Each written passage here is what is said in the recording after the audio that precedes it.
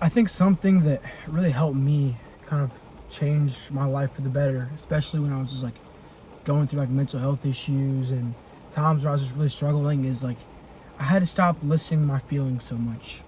There's times where I didn't want to get out of bed, and I would just kind of like sit in bed all day. And if you think about it, that's just making it worse. Your mood is just gonna go down even more, and you're not gonna feel accomplished, and you're just not gonna get anything done. And ultimately, you're just gonna feel worse at the end of the day. But like our body like inherently desires that comfort, right? It doesn't If it doesn't feel like doing something, it doesn't want to do it.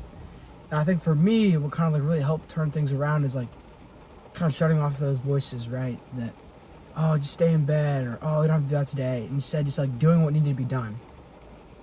I think ultimately, the biggest story I could tell for like this scenario is I ran cross country freshman year, and I was also like the first semester of freshman year. I was at a different high school. I was just like really struggling. I didn't have a whole lot of friends, and I felt pretty alone. And I mean, when you're in that mindset, it's really hard to get out of it, and it's also hard to kind of think rationally. And you just feel like I was really depressed. But I still had that cross country, and I had a coach who was one of the best mentors in my life. But he was also a very strict coach.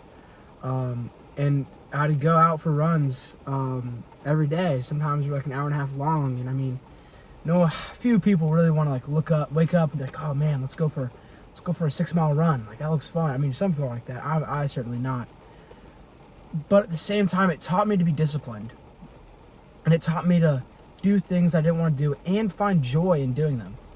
Because after a while, I started like, okay, like it's time for my run. Like I'm kind of looking forward to this. I feel better once I'm done. Like I feel like I actually accomplished something. I think in life, everyone needs to have like those experiences of just periods of time where like you're doing something over and over that you don't really want to do, but you kind of find the joy in that, and you stop listening to your emotions because ultimately they're going to betray you. I mean, whenever, say you're in your neighborhood and like, oh, I'm going to go for a run. I'm going to run to that mailbox and back. And you're going to feel accomplished if you do that. But by the time you get to that mailbox and you're going to come run the other way, your mind is shifted. Instead of, oh, I'm going to complete this, it's like, oh, how can I get out of this? How can I make this easier? It's not really worth the reward.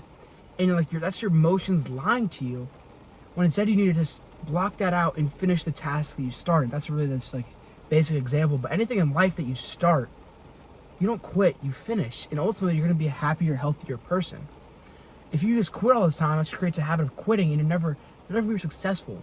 If you can't finish the easy things, you can't finish the things that you say you're going to do now in life, when things are even more important, you're not going to be able to finish those either, because you've had habits of quitting. And so for me, cross country, and it's that period of time, really taught me just not to quit. And just, if you put your mind to it, you will get better and you will succeed. And I think that's applicable in all areas of life. And so when I was in bed and not wanting to get up, over time I realized that like it doesn't matter what I want, it's what I need. And I'm just becoming more and more depressed by laying in my bed. So one day I just decided like I need to change something.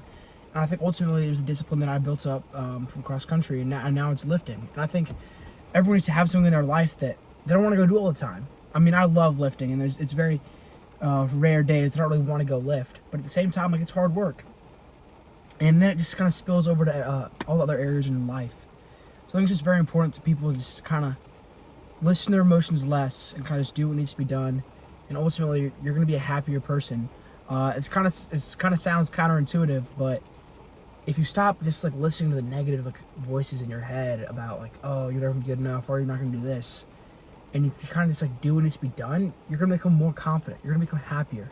So I think people just need to like realize that chasing comfort isn't what we should be doing. A lot of people just chase comfort.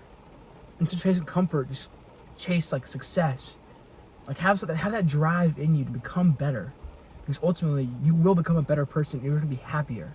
Whereas if you're chasing comfort, it may feel good in the moment, but after a while, it's not fulfilling at all.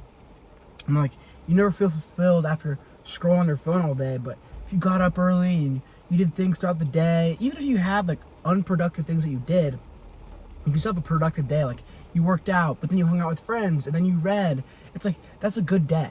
Even if like there were times where you weren't being like productive. instead of just like waking up, first thing you do is your phone, and then you go eat, go back upstairs. It's just like a very mundane and unfulfilling day, and that's not the way that we were made to live. So I think it's important for people to realize that. Stop chasing comfort and really just chase that hard work and that dedication, the grind, and you'll become a happier person.